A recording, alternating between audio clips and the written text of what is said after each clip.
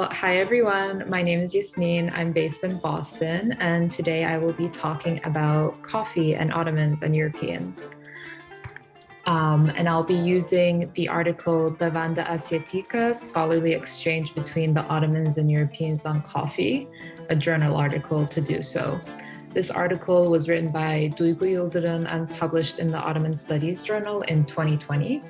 And this article was focused on a single primary source, which was a study of coffee published in 1865. So before we get started, you might be wondering why I got interested in this. And it's a really, I think, fun story where the new Ottoman ambassador to Versailles arrives in Versailles, and it is custom for any new ambassador to go to the king dressed to the nines and bow to him and introduce himself. And the ambassador Suleyman Aga went to Versailles, but dressed in his scruffiest coat and refused to bow to the king because he saw himself as an equal. And as you can imagine, King Louis XIV wasn't very impressed by that. And so he immediately banished him from Versailles and sent him to Paris. And Suleyman Aga wasn't bothered by this at all. He went to Paris, decorated his home in the Ottoman style, and started hosting coffee chats there.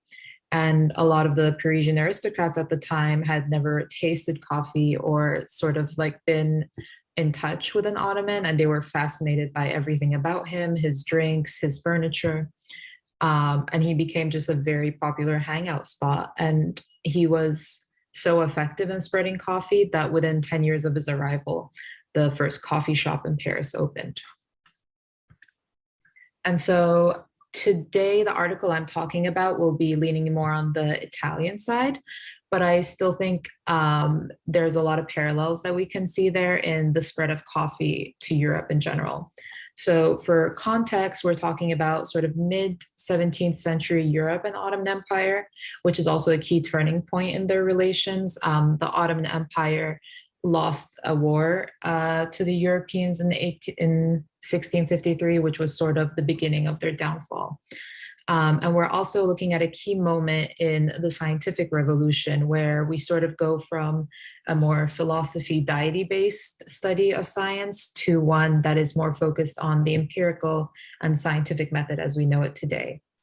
And the main figure in this article is Luigi Marsigli, who is an Italian botanist who wrote Bevanda Asiatica, as well as an Ottoman he meets while in Istanbul called Hüseyin Hazarfan, who was a polymath, which is just a way they used to call people who knew a lot about a lot of things.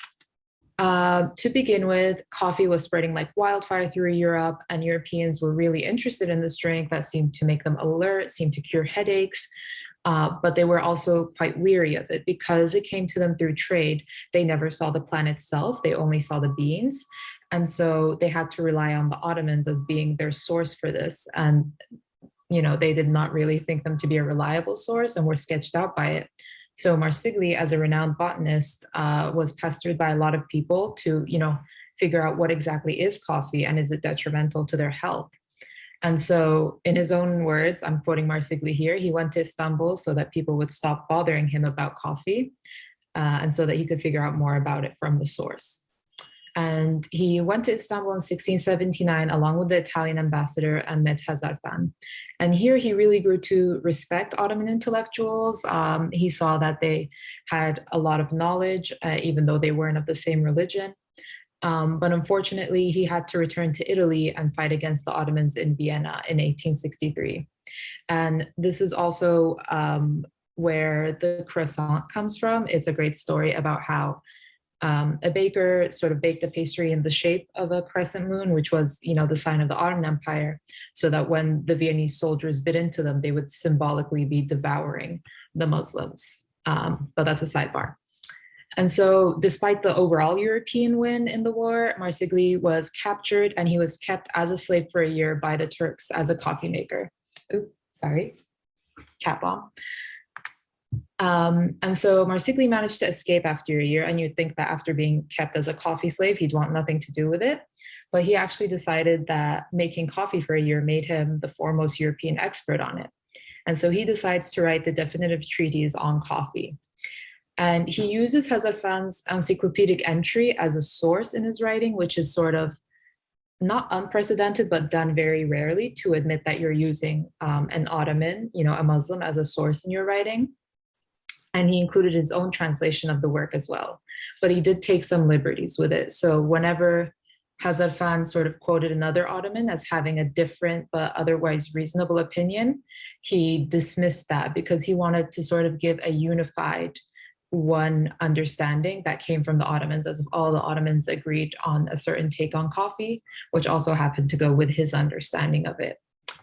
And even though Hazarfan wasn't, specialized in medicine, Marsigli gave him credibility because he was an Ottoman, and they were sort of seen as the origin source for coffee, and therefore they knew the most about it. And Marsigli, because he was such a fan of the empirical method, of the scientific method, thought that he was also a great expert on it because he'd spent so much time preparing coffee.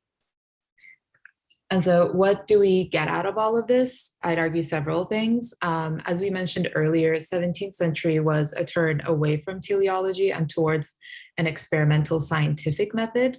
And coffee is a great example of this turn, right? Because coffee at the time was sort of controversial. Coffee houses were a place where sort of political, religious hearsay were sometimes discussed.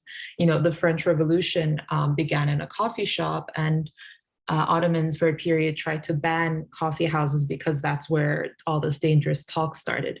And so at a time when we're shifting in science away from a sort of deity-based understanding to a more secular understanding of science, we're also seeing coffee becoming that sort of secular representation. And one other thing that's really cool is how intellectual agendas began to overlap at this time. So before, it was really rare to see Ottomans and Europeans exchanging information as equals, right? Because science as we knew it today didn't really exist. Each region had their own branch of science that was sort of unequal, such that they wouldn't be able to exchange information. And so we first begin to see this global unified understanding of science come into place, even as a time when, war was ramping up, science and the exchange of knowledge was still taking place and beginning to ramp up even. And I just think it's really cool that all of this was possible because people were really interested in coffee. And finally, I know that I threw out a bunch of things while talking about coffee, but to learn more about each specific thing, the coffee houses in the Ottoman Empire, the culture of it, the dangerousness of it, these sources are great. Trickery, I didn't mention explicitly, but it's basically what we would call cultural appropriation today, when the French became absolutely fascinated with, Ottoman dress and Ottoman fashion and all of that, and they started modeling their houses after Ottomans. The transfer of foods across cultures, coffee wasn't the only thing that made its way around the world. So A Splendid Exchange is a great book with tons of examples of that. And then finally, the history of science. History of science on its own is a great branch of history I think isn't talked about enough, because science as we knew it today was very, very different back then. And there were a lot of processes that happened along the way that could have gone differently to get to where we are today with science. And that's about it. This is my contact information. Thank you for listening.